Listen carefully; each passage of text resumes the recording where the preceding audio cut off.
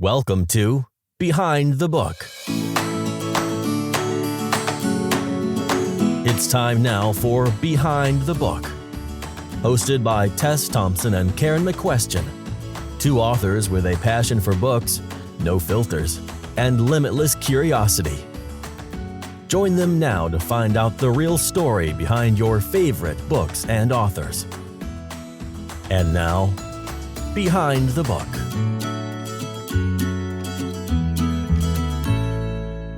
Welcome to another episode of Behind the Book. I'm here with my amazing co-host, Karen. Anything new and exciting? No, but I like that I'm now amazing.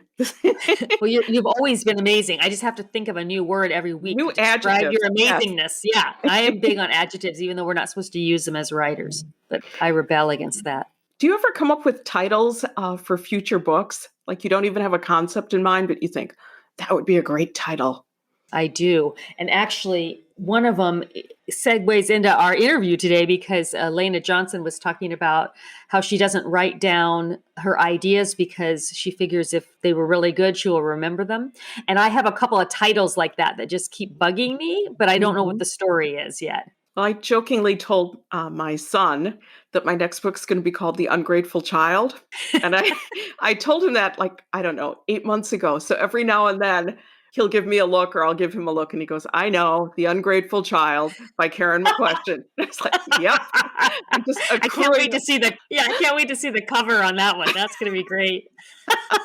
Sort of a family joke. I don't know if I'll ever get around to writing that one, but do you mind sharing your titles or are you kind of keeping it close to the heart? Well, I would, except that contrary to what I just said, I can't remember what they are off the top of my head. You'll think of it later when no one's around. Exactly. I should have said, oh, no, I don't want anybody to steal them. That would have been a good cover. Yes, that's right, because it's proprietary. Yeah. Well, I loved talking to Elana, and she had some different answers to some of our questions, which I loved. One of which was, as you mentioned, not writing down story ideas. Some people keep a folder or, they have a Word doc filled with them, and it has not seemed to have hurt her. She is producing books. Yeah, a lot of books. Mm-hmm. She's amazing to me. I mean, I told my husband I have a huge girl crush on her because I just feel like every time I listen to her, either when she's giving a workshop or in her group, and it's the Indie Inspiration with Elana, she is just so creative, insightful, and has a great business mind, but she also is just really positive about life. Like she just has this curiosity and this ability to always look at something as a learning experience, even if it wasn't quite what she wanted it to be. I just aspire to be like her. One thing I just wanted to mention to our listeners is you and I and our guests a lot of times throw the word indie around, which I think confuses people because they think of indie bookstores being the independent booksellers. And when we use it, we talk about authors who they used to call it self-publishing, and they still do, of course, but so many of us have started our own publishing imprints or publishing houses that we basically have become our own publisher. And those are indie authors who are doing it independently. So many opportunities now that there never were before. Absolutely. There's no need for gatekeepers. The readers get to decide if a book is worth mentioning to their friend and their mother and, Another phrase that she used was she talks about the KDP dashboard, which for the readers that aren't familiar with it, when you upload your own book to Amazon, you can look and see all the information about it, the sales. It flags any technical errors that you might, that something glitchy happened. And basically is just a great way for us to keep track of our sales numbers. And I have been around long enough that I remember when I was back with a publisher that I had no access to what the sales numbers were. So, whatever the publisher said, oh, here's your royalty check. We just were like, okay, I don't know what that means. But so now we have the ability to look at our sales on a daily basis. The KDP dashboard updates every hour or so. I know the first time I talked to a traditional author and they said they got paid twice a year. And it was, no, I might be getting this goofed up, but I think it was the first half of the year, like January through June. They got paid in November for those prior 6 months. And it just seems like such a big delay. With the way it is with KDP, if you do a promotion and you see a sales spike, you can see the direct correlation between, okay, what I did worked or what I did didn't work, which helps with marketing. Well, this interview was full of insights, and I can't wait for our listeners to hear all the fun ideas. And I mean, she had some things in there that I was like writing them down as she's talking, because I was like, oh, that is a great idea. I'm stealing it. Well, and I was kind of shocked that there are books that she has unpublished. They Yeah, were that was out there, and interesting. for whatever reason, they weren't doing as well as she hoped, or they weren't the right book for the right time. And because usually most authors will be like, well, it's not taking off, but maybe next year it will, or it's Mhm, not really mhm. hurting anything being out there.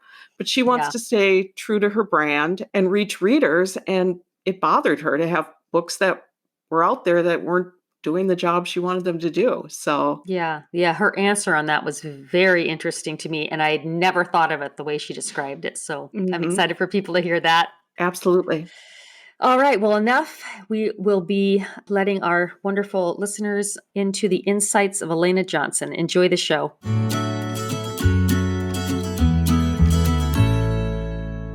Elana Johnson is a USA Today best-selling author and an Amazon Kindle all-star who writes clean and wholesome contemporary romance.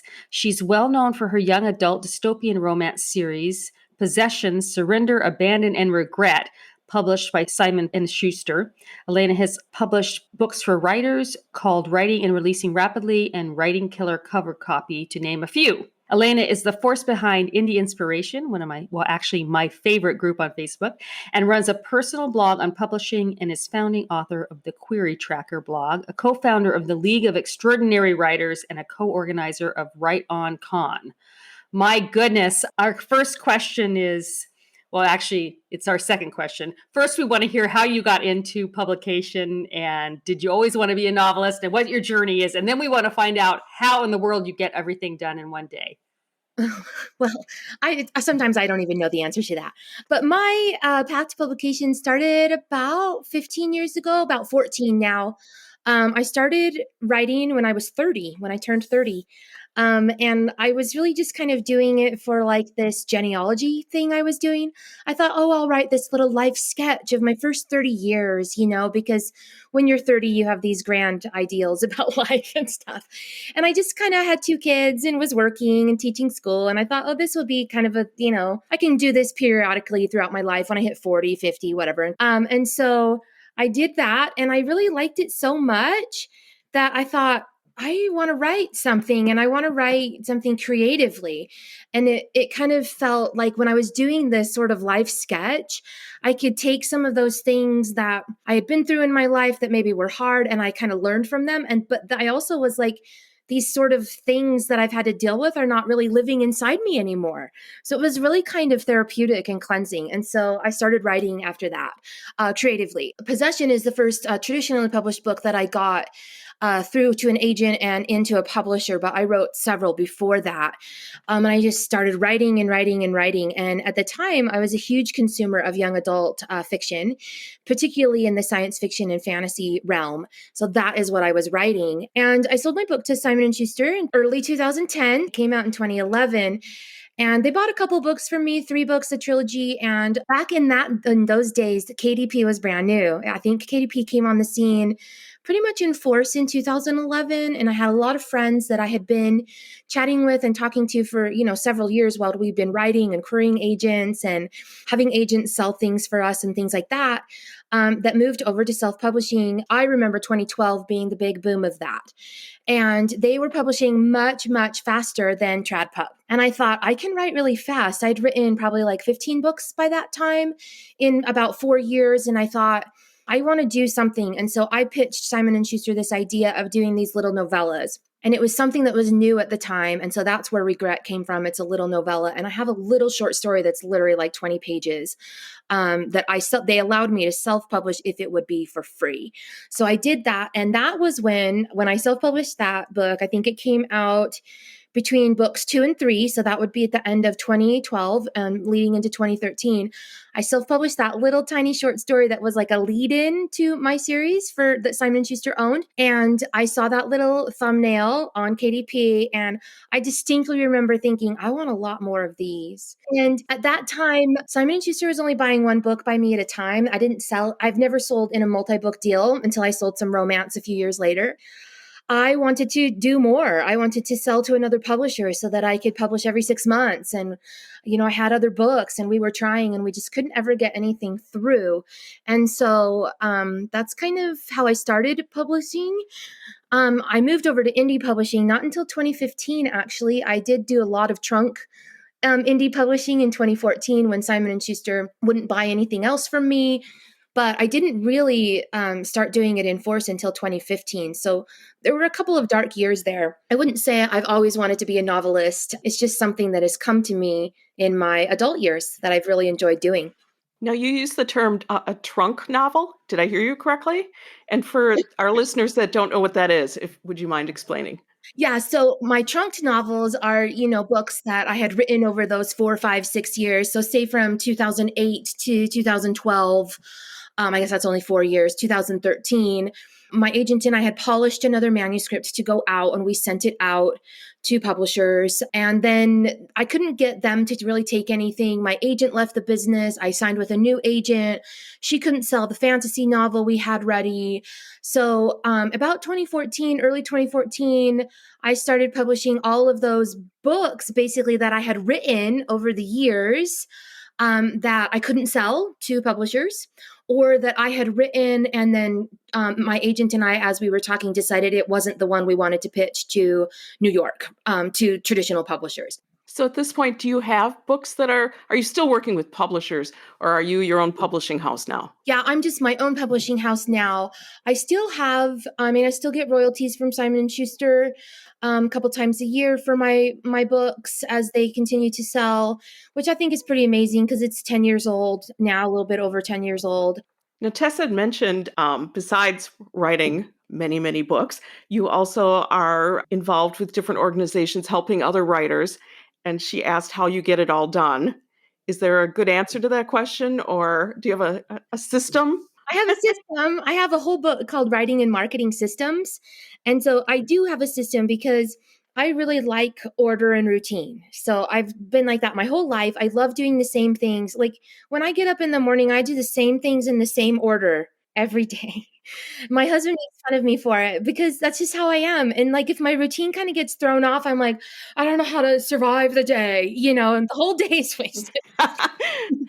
It really kind of is like that. And I feel like I'm getting better over time that I can handle some little speed bumps in my day, but it is hard for me. And I have to talk myself through, look, you're going to be okay. You didn't know about this appointment or event or dinner or whatever, but you're going to be okay. You're not going to die. It's going to be all right. So I just really like that. And I think the reason that I have always sort of helped authors, so I founded the Query Tracker blog quite a long time ago when I was really entrenched in the trad pub industry. And if you don't know what Query Tracker is, it really is a traditional route. And Query Tracker is a website, Pat does a great job there of keeping up to date all of the literary agents and how to submit to them and what they're looking for.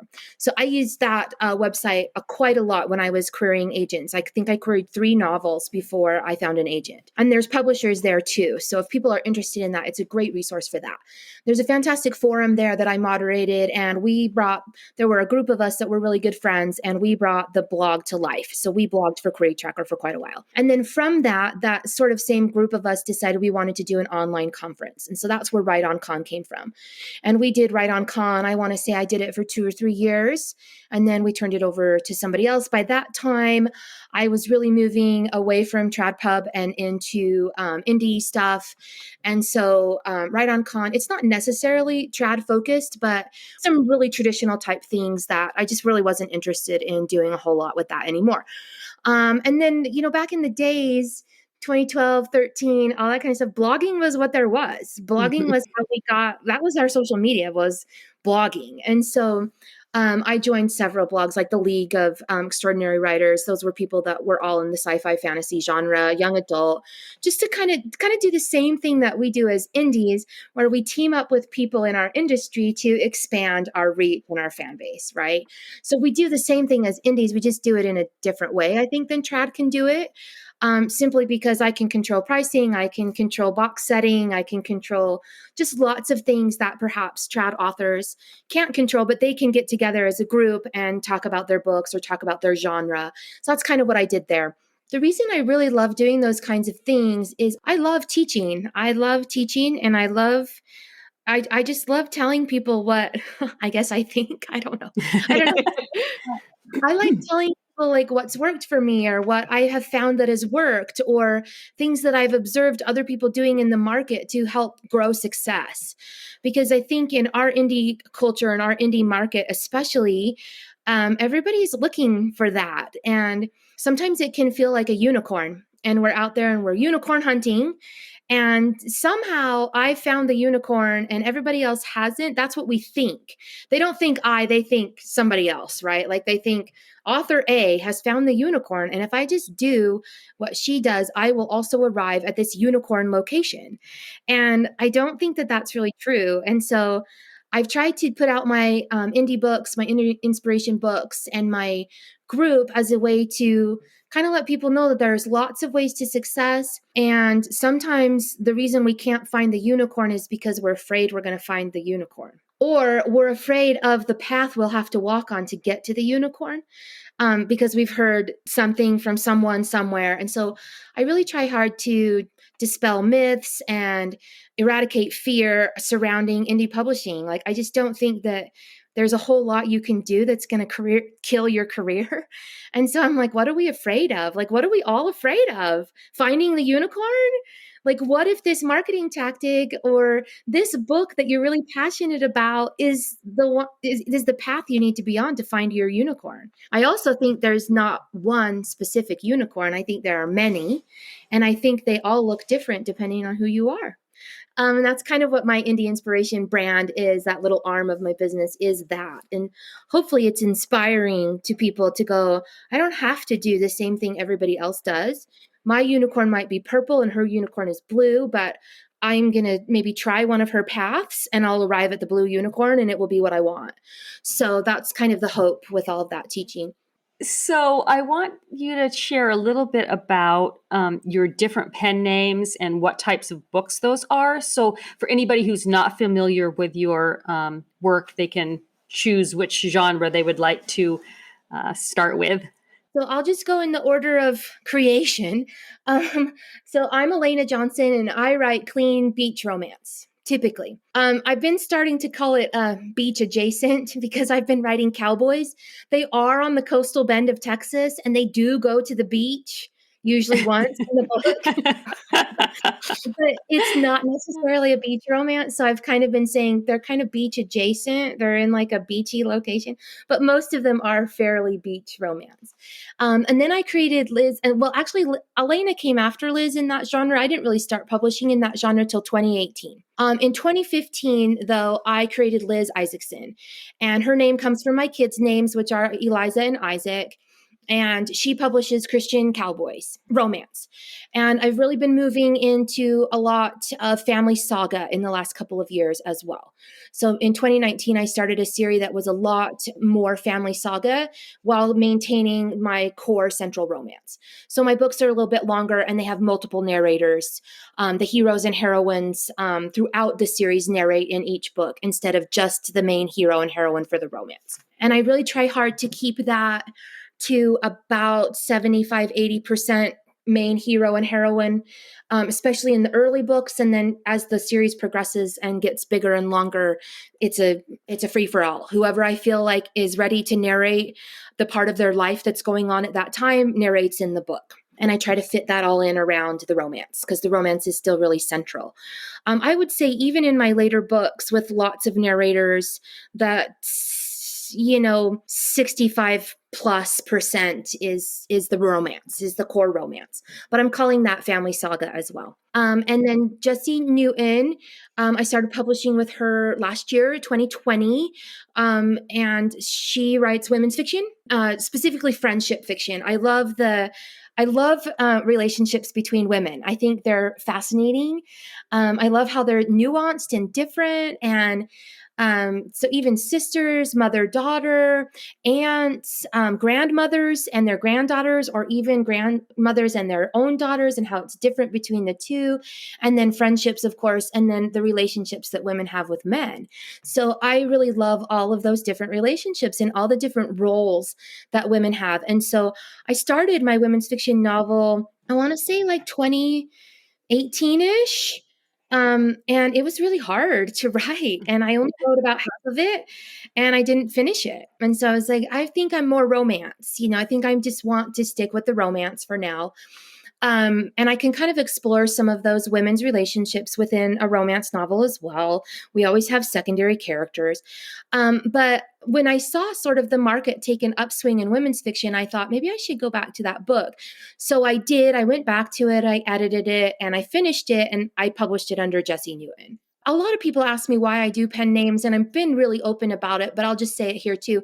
I do a pen name, number one, for brand protection for Liz specifically. Liz makes the majority of my money most months. And if it's not a Christian cowboy romance, it's not going to have her name on it. So I couldn't really put the women's fiction under that. I probably could have put it under Elana, but I felt like there was a big enough difference between my, male, female, alternating chapters all the way through romances to my women's fiction, which had 5 female narrators and no male narrators at all. And the romance was just this little subplot for one person. I decided it just wasn't a fit and I didn't want to do it. And so I created a new name. And then because my pen names have done pretty well for me, really branding them specifically for what they are, I did a sweet rom-com pen name this year. And I started it in April, and it is under Donna Jeffries.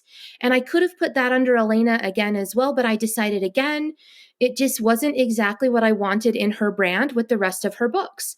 I didn't want a cartoon cover next to my beach house or my sweeping beach landscape with my little couple on the beach. I didn't want that. And my beach romances are all small town, and my rom-com is a city. They live in Charleston. It's a big city. And I decided I didn't want to mix. That was enough different for me that I wanted them to be separate. And so I created another name for her. I'm always fascinated when I hear authors talk about their pen names as if they're another person. Like when she does this, is that, I love that. Do you feel kind of almost like that's the case? Like if one of your pen names gets a not great review, does it feel less hurtful? Like, oh, too bad for her? Or does it still feel 100% you? I think in that regard, like a review, it's still you. So I'll just tell you a quick story. I usually keep my pen names secret for 4 to 6 months. And then I will email my lists and say, hey, I write these books too. They're not cowboys. They're not on the beach. But if you want to laugh and you like an office grump, you might like these books. And so I did that in October. And then I got an email back. I can't remember when it was. It wasn't that long ago. So anyway, I got an email back to my Liz name, and it was something like, I did read one of these, and they were like, it wasn't as good as your other stuff, but I made it through. And I was like, okay, great. I mean, maybe just not for you. I'm like, it's all the same. Thank you for sharing. Yeah. Yes. Thank you for sharing. So I don't know if it like hurt. But I certainly didn't go, oh, too bad for Donna. But I was like, oh. Poor old Donna. I was like, okay, maybe just not for you, or yeah, thank you for sharing. So I do talk about them as they're separate because they are little separate arms of my business. So, and especially when I'm creating. So, because that can be hard. Anyone who's ever written in more than one genre, or, even if you're writing a lot of different types of books across your single name, you kind of have to be in the right frame of mind, right? So my Liz books, like, I'll be real honest, they're just the same book over and over again. I love them. My readers love them, but I don't want to write that. I don't want to write the same book day in and day out. That's why I like writing other things. So I do have to kind of be in a different frame of mind to write a women's fiction novel than I am when I write my cowboy romances. Like, I have to think about who's reading this. What am I trying to say to them? What are they expecting from the brand already? How can I give them that and expand it a little bit to keep them coming back for more? So I am thinking about all of that as I'm writing. So with all these different, I mean, you write in different genres, and it sounds like you've got different things going on. Do you keep a list of story ideas as they come, and how do you do that? I don't. And so for a while there, about, a while ago, I don't know when, at some point in my past career, I had zero story ideas. And I was talking to a friend and I was like, I feel broken. I don't know what to write. It was probably before I started indie publishing. And I remember thinking, I need to do something to generate some story ideas. And so my friend said, well, why don't you just every day you're writing, instead of writing a chapter or whatever, or, whatever you would normally do, your job is to write down one story idea, one a day per month. So I did that. And of course, you're going to get a lot of bad ideas, but I don't think I've ever looked at it again. And the reason I don't write down story ideas is I heard Brandon Sanderson say once, it might have been in a class, a video, a conference. I can't remember exactly where I heard him say it, but he said he doesn't write down any story ideas when they come to him, because if they're good ideas, he'll remember them. And I was like, okay, so I need to stop worrying about, I had this great idea and I can't remember it because I didn't write it down. I was driving, or, I was at school teaching or whatever, and I couldn't write it down. And so now I kind of have adopted that. If it's a good idea, if it's something that needs to happen in my story or a good concept, then I'll remember it. It will be brought back to me. It will be something that I'm going to remember because it's that good of an idea. So I don't write stuff down anymore. And I don't really ever look at anything that I've written down. I just kind of go with it. That's really interesting. So do you have any ideas of what you would be doing if you weren't an author? At this point, I don't know. I mean, I taught elementary school for a long time and I did like that. My husband taught elementary school for a long time too. And so it's a pretty secure job. We thought we'll have these pensions. We've always kind of wanted to travel around when we're older, retired, get an RV, that kind of thing. I do love to travel. So I don't know. If I wasn't an author, I'm not sure what I would be doing. I'd probably just still be teaching. I loved teaching. I guess that's my lame answer. There's no bad answer. Okay. Yes. You're good. You're good with us. Have you ever started a novel and then made the deliberate decision not to finish it? Do you have any partials sitting out there? Yeah, I got a lot of books that I haven't finished. Yeah, and they don't bother me at all. And neither do my trunked novels that I didn't put up for sale or that didn't sell. And, I've taken down, I want to say probably 20, maybe a little bit more than 20 books that I've published and I've unpublished. And I don't mind that. That doesn't bother me at all because it's practice. And I think the people who succeed, the people who show up and perform, right? Like a pianist or an Olympic athlete, they practice. And sometimes their practice is good and sometimes it's bad. And so sometimes you practice writing and it's not a good novel. It's not a good concept. It's not something that comes together the way that you hope it would. And hopefully you learn something from that and you learn to practice in a different way or a better way. You learn something about your own process, your own writing ability that maybe you need to strengthen. So then I would go take a class to strengthen that. And I try again with another novel. So my first romance novel that I ever wrote, there was no conflict between the hero and the heroine. I didn't know you needed that. So, I mean, we all start not knowing, yeah. Right? I think sometimes people look at authors who have achieved whatever level of success they deem success. And they think, oh, they've always known all of these things. It was just born within them. And they have cultivated these things that they have known. And so I just don't, and maybe that's true. I do think that people have natural abilities, obviously. Like I can't run, and there are people who have bodies who can run. So there are people who are built differently, body, mind, all of that. But I think that in writing, especially, there's so much that we can learn. And I think that's just such an advantage to us that if there's something we don't know, we can learn it and we can practice it. So those things that are trunked or half finished, or even concepts that are sort of half baked, like maybe I have half an outline, books I used to sell and I've taken down and don't sell anymore, to me, they're just practice. It's practice in publishing, practice in packaging, practice in writing blurbs, practice in pricing strategies, practice in everything.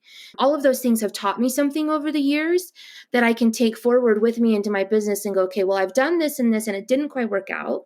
So maybe I won't do that. Or maybe enough time has passed that I can try this again and see if I'm better at it now. Because it's been a few years and I've been practicing. So maybe it will perform better because I know more and I'm better. Is that the main reason why you unpublished those novels? You didn't feel that they were the quality that you wanted them to be? Typically, when I unpublish a book, it's not necessarily about quality. It's about the mental space it takes up in my head. I wrote a novel in verse. It's one of my favorite novels I've ever written of all time. It's a young adult romance. It's written in verse. It went to acquisition at several traditional publishers. They wouldn't buy it because it's a novel in verse. Not sure if you know, but they don't really sell very well. And there was a rise of them that came up a year or two ago. And I was like, oh, I have one of those. Nobody buys it. And so in my head, if I have a published product out there, I want to sell that product because that's just that kind of mind that I have. I can't just ignore it. I can't just let it go. I do say, oh, they're my donkeys. They're in my pasture. I just let them bray. I do, but I'm always thinking about them. They're always back there, braying at me. And so to get some of that noise out of my head and focus on the things that sell better, I will unpublish those books. I did just unpublish the novel in verse. I want to say I did it in September or October of 2021. And I knew I needed to do it for like a year because it would just free up so much space in my head mentally and emotionally too. Some books were emotionally attached to, and that was definitely one for me. I'm not emotionally attached to all of my books, but that one I was. And I just have to give myself time to come to terms with it, and then I can hit unpublish, and it came down. And, I wrote these motorcycle club books thinking, that I single-handedly was going to bring motorcycle club to clean romance. And she says with this, like, ridiculous, like, who thinks that? And the people who read them, the very few people who read them really liked them. But I couldn't sell those. I mean, I couldn't even give those books away for free. I just took them because at some point, I don't have a slot on the shelf. And mentally, marketing wise, I'm always trying to sell these books. I'll book this promotion. I'll do this. And it's just not working. So I'd rather put my time and energy and money toward things that will work. And so in order to get those things that my mind operating that way, I have to clear out. You have to go through your closet sometimes and clear out all the clothes you don't wear anymore. And it's terrible and you don't like it. And you really wish you could fit in that pair of jeans or whatever, but you have to do it. You have to get rid of it. So that's why I've unpublished. There have been some that I've unpublished that I'm like, I'm embarrassed that I published this book. It's so bad.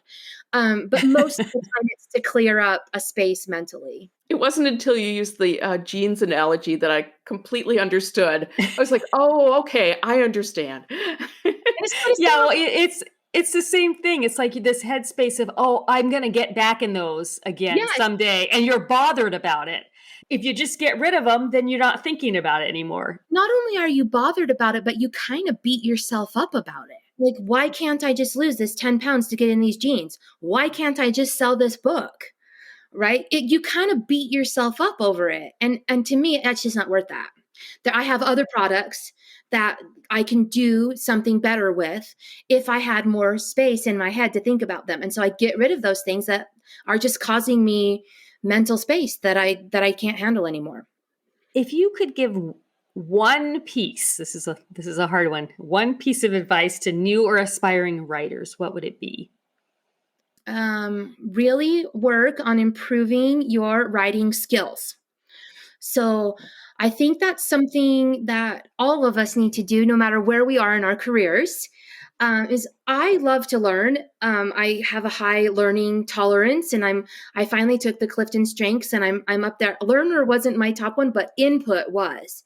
And input is you want a lot of things coming in that you can, experience from and learn from, and you collect. I mean, you collect people, and you collect things, and you collect information. That's what I do. I'm a collector. It's a nice way of saying hoarder. So what? um, but I do. I love to collect information and then practice with that information. That's what I like to do. And so I'm really good at that. But I think sometimes especially in publishing, we focus so much on marketing our products that we don't really spend as much time on the craft of those products as we should. And I guess shouldn't say it that way, as we should, as we could. There's so much to learn about being a better writer, and there are so many resources to do it. So I've taken countless courses from the Romance Writers of America University. They're all online. And they have nominal charges between $30 and $50. You don't have to be a member.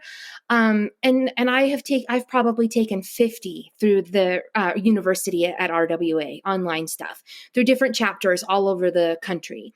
There's just a lot to learn. There's lots of things that you can learn that will make your writing better. And when you have a better product, a better story, it's well written and well crafted, it's easier to sell. So I think that would be, if I am new or aspiring to write, that is where I would focus. I would focus on my writing and the majority of my time. And if my aim is to self-publish, I would spend the minority of my time watching the market and starting to study the market and understand what's going on in the market, how to package my, bestseller that I'm learning how to write and writing it. So that would be my best advice, is to definitely study your craft and get to be a better writer and storyteller. So as you're writing, do you have an ideal reader in mind? Is there someone you're thinking of, like Stephen King writes for his wife? Yeah, so I don't have like a single person, but I definitely have like my group of readers. So I know who's reading my books, and I feel like I know them as like an identity, right? So I know what my Liz readers are looking for inside the books, and I try to deliver those things to them. And I know what my Elana readers are looking for inside the books, and I deliver that. And I'm not 100% sure on rom-com yet. I'm just trying to deliver comedy. So, as I learn more about that genre and that body of readers, as I talk to them more and read more about what they're saying about the books, then I can go, okay, this is what I think they're looking for. I will say that I think personally my rom-coms are what I call market adjacent.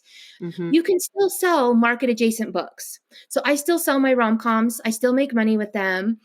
I'm not saying that everything has to be written exactly to market. And I think that's a term that we know in the indie industry, and we think we are all writing to market, but we're really not. A lot of us are writing market adjacent books. And that's okay. I write plenty of market adjacent books, and they sell too. So I don't want people to feel like they don't. So I'm right there with you. You can still sell market adjacent books.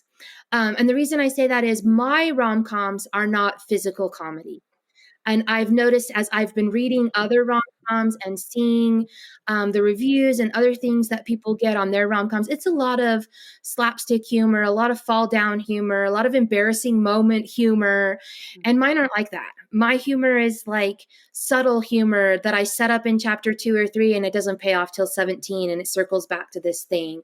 I call mine more of like a clever, witty humor, not a physical comedy. And so it's market adjacent. It's not to market, if that makes sense. Mm-hmm. Yeah, no, that's really interesting. Well, we're going to have to talk more about that, because I think that a lot of my romance books are market adjacent. They're just a little different than everybody else. And yeah. I think that's fine. You can build an audience. Absolutely. It's just you don't fit as neatly into a box, perhaps. 100%. And you have to find the thing that your book does fit the market for, right? So I wrote Office Grumps, and that's a really to market thing. My humor just doesn't necessarily fit the thing. But when I advertise my books, I advertise them as this, swoony office grump that the heroine is going to tame, right? So it's this universal fantasy thing. If you haven't read Theodora Taylor's thing, like I would recommend that. I'm still hitting on those things that will sell my book as marketing tactics. And then I'm hoping I can bring in enough people that I will find the people who like the witty cerebral comedy and read my books. It's not going to be necessarily maybe as high as a percentage as somebody who's written a more slapstick physical comedy, but that doesn't matter. If I can find my people, then they'll read through and stay with me. Yeah, that's really interesting. So you've talked a lot about craft and improving areas that you may feel weaker in, but what are the easiest for you to write, and what are the harder parts of the craft? I'm really good at dialogue. I love writing dialogue. I'm really good at that. I'm super bad at descriptions. So I'm good at like landscape descriptions. I was just reading through I just wrote a new reader magnet that comes out next year. And so I'm writing a book 1 that goes with that reader magnet. And of course, I want to bring in the characters in the reader magnet into book 1 because I can move forward and backward from book 1 to the reader magnet to book 1, kind of give people things all over, right? I went back to the reader magnet to figure out what color eyes this girl's eyes were. Never mentioned, not even once. I'm like, Well, good. Then you can't mess it up in the second book. That's my strategy. If I don't put in any physical details, I don't have to mess it up. So, I plan all of that. So I had to go back to the outline for that book. And I'm like, she has blue eyes, you idiot. You never put it once in the book. So I'm not super great. I'm good at like saying how the house is laid out and the couch is over here and what color it is and blah, blah, blah, blah, blah. And I'm really good at dialogue. But actually describing a person, like if a person walks in the room, what they look like, I don't do that. I hardly ever say what they're wearing. Nothing. Like I gave a guy a pair of glasses in my book that comes out in a little bit, and I sent it off to my assistant and she read it and she's like, he has glasses like in chapter 1 and then you never mention them again. I'm like, well, duh, he wears them. Like, like there's things that come up like he faints once in the book and she's like maybe his glasses would break or he would be looking for them when he, gets up. I'm like, you're right. I could put in the glasses again. Fine. So there's some things I'm not good at. And if I think really hard while I'm writing, I can force myself to do it. But more often than not, I don't think that hard while I'm writing, and I have to add those things in on my edit. And then I've always been really poor at pacing. Pacing has always been a real problem for me. It was a problem when I was trying to sell in trad, and sometimes now I still think it's a problem. And so I call them people smarter than me. I rely on people smarter than me to tell me. And so editors, proofreaders, betas to tell me, yeah, this is kind of dragging, or this is kind of slow, or you skipped over this really important thing that you've been building up to. And then you're just like 3 weeks later. And I was like, yeah, it wasn't that important. And they're like, well, that's not, but you set it up to be really important. And then I'm like, yeah, but then I needed some time to advance so that they could be in love, So I'm not great at pacing. And even now I know I'm not. I'm about 12 chapters into my book, and it's about this time where I'm like, okay, literally 3 days have passed. And you're like a third of the way into the book. They can't fall in love in like 4 days. So you need to like advance the pacing. You need to get past all of these things, and they're now together and they're this and they're this. Now we need to start advancing some months and some time, while still showing some very specific scenes that help them grow, change, grow together, come together, that kind of stuff, So I'm still not a master at pacing. I'm still working on that.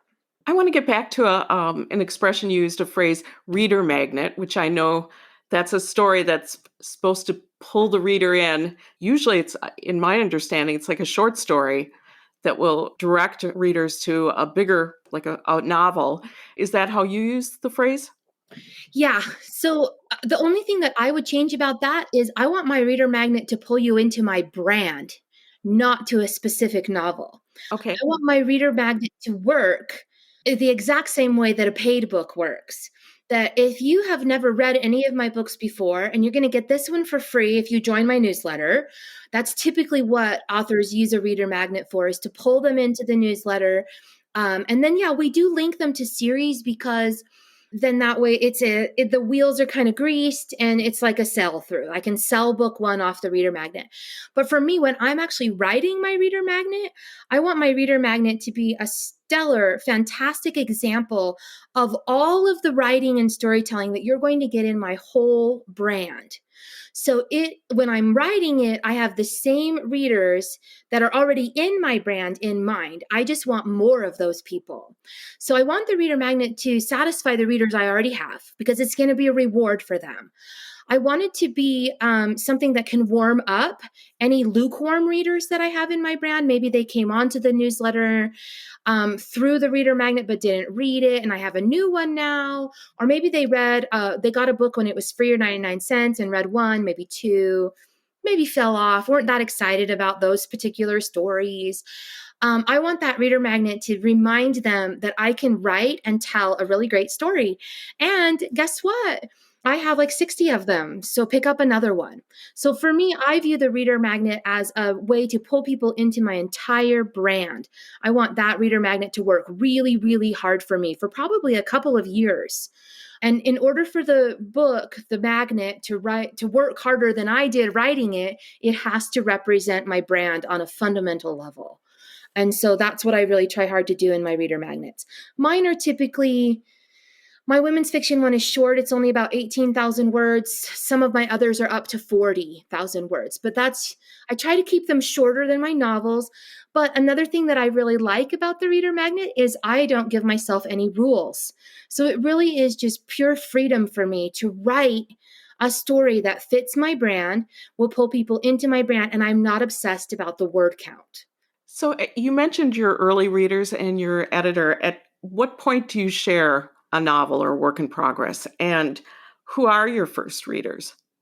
So I share typically, depends on the tier of release. So I do soft, medium, and hard releases. For a hard release, I'm going to be sharing chapters starting 2 to 3 months beforehand. And I share them 2 at a time, usually in my newsletter. This last release that hasn't come out yet, it's a hard release coming out, shared the first 2 in my newsletter, and then I shared 3 in my reader group and 4 in my reader group, and then 5 and 6 in my newsletter. And in that newsletter, I said, if you missed chapter 3 and chapter 4, which came out a week apart, so it's just one chapter at a time, you need to go to the reader group. And then that day I added 50 or 60 people to my reader group from my newsletter, which is fine. I want them in all places. I want to capture them in all places. If I can capture them in places that I can talk to them, that is better than them just being out there. So I always want to capture people closer to me, newsletter, reader group, even just on my page, anything like that I can do to then be able to talk to them again. That's what I'm trying to do through all of those different ways of sharing things. My first readers who see the book are typically my line editor. I don't use a developmental editor. There is a difference between line editing and copy editing. I think she's doing the copy editing. It's almost like proofreading, but she is also doing, hey, we have worked it out between us, and I have several that I work with, that I'm like, I just really need you to catch all the typos and stupid grammar things that I'm bad at. And I need to make sure that my timeline is right and that I don't have blue eyes in the beginning and green eyes at the end. So she fixes those 2 things specifically, but she doesn't give me any feedback on plot, character, the romance itself, anything like that a developmental editor would do. I don't get. I just get typos, some grammar things, and those 2 specific things, like, hey, you said this was last week, but it was really 2 weeks ago. Like a little comment like that. She's fixing those 2 things specifically for me. Usually takes her 3 to 5 days, and then I'm doing the work on that. I will share chapters before that, and people, when I do start sharing them, I'm like, these are early sneak peeks. There might be a few errors. It's going to be fixed by the final book. Don't worry. And I send that full final edited, I do a huge self-editing round, and I send it to that line editor at the same time I send it to my ARC readers. So those people I count as my betas. And I will usually get anywhere from 5 to 8 emails from people with the typos in them, even though they know it's going to a line editor. And that's okay. I welcome that. I want them in my community. I want them to feel like they are helping and a part of this, amazing book production. Like, it doesn't bother me at all. And honestly, sometimes they find things that even the line editor doesn't find. So I don't mind going through those emails. And so then typically, that's about 30 days out from release. Line editor goes through it that first 5 days. I do another edit, upload the document. So I always have my document uploaded about 4 to 5 weeks ahead. And then as those beta emails, I call them betas, but they're my ARC readers.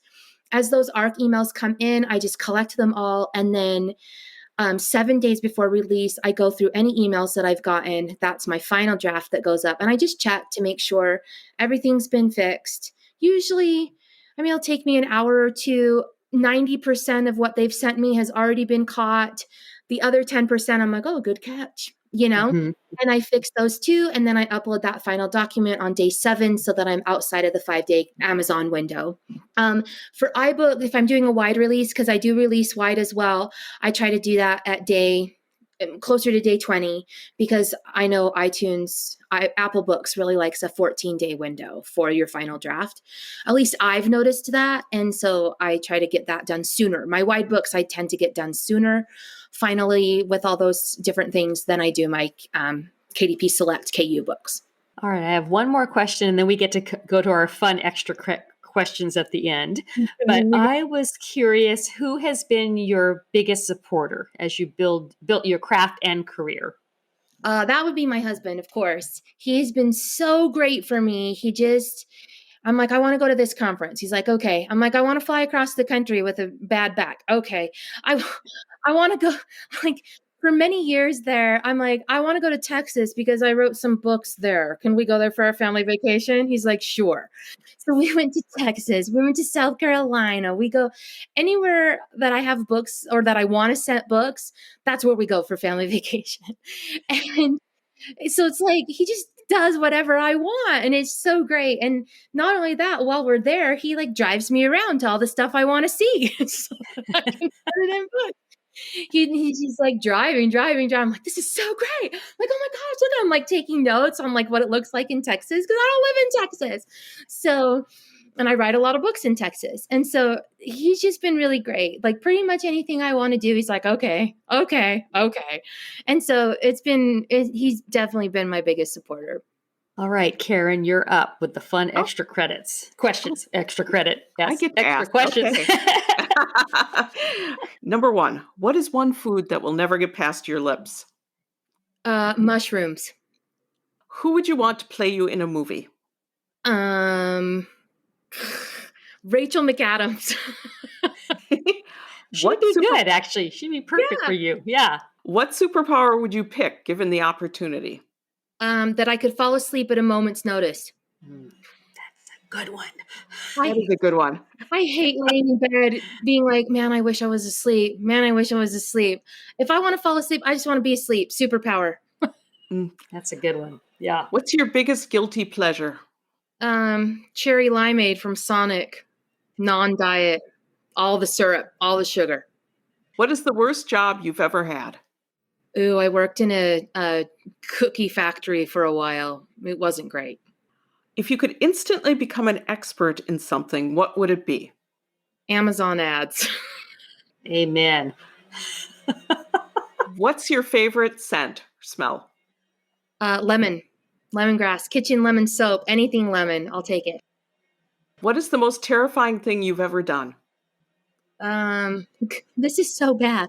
Gone to the chiropractor. I am terrified of being paralyzed. And I'm like, the chiropractor has no right jacking around with your spinal column. Like, no. People who go to I'm like, no. But now the chiropractor like basically fixes my broken body. Like, there's just some, I know it's irrational. I've been many times now, but even now sometimes he's like, I'm going to adjust your neck. I'm like, do you really need to? Because You're like, that's why you're here. I'm like, what about my lower back? Like, that's where the pain is. I'm like, I don't think you need to touch my neck because, that's where my brain is connected to like my whole body. I just don't think that needs to be touched. So I still have some irrational fears about the chiropractor. Oh, I hear you. What's one thing you're really bad at? Cooking poultry. Oh, we've never had that one before. No, that's a good one. All chicken, all turkey. I can't cook it. It's either raw, and so then we're going to die, or it's overcooked, and then we're going to die because you can't chew it. Like, I just don't do it. I've given up on poultry. Our final question, if you could live your life over again, would you? Oh, no. No, I don't think I would, unless I could be born as like, someone at my age in my 40s. I love being this age. I feel like I've learned a lot. I know a lot. I don't want to have to go through learning and knowing all that stuff again. So probably not. No. All right. Well, this has been so much fun. I've been looking forward to this for a week now. So thank you for taking time to be with us. We know you're busy, so we appreciate it. Yeah, thank you. It's been fun. I'm super glad you asked me to do it. All right. Awesome. Thanks, Elana. Thanks, Tess. Thanks, Bye, Elana. See you guys. Bye. Thank you for listening to Behind the Book, brought to you by authors Tess Thompson and Karen McQuestion. Don't forget to subscribe to the podcast and post a question in the comment section. This has been Behind the Book.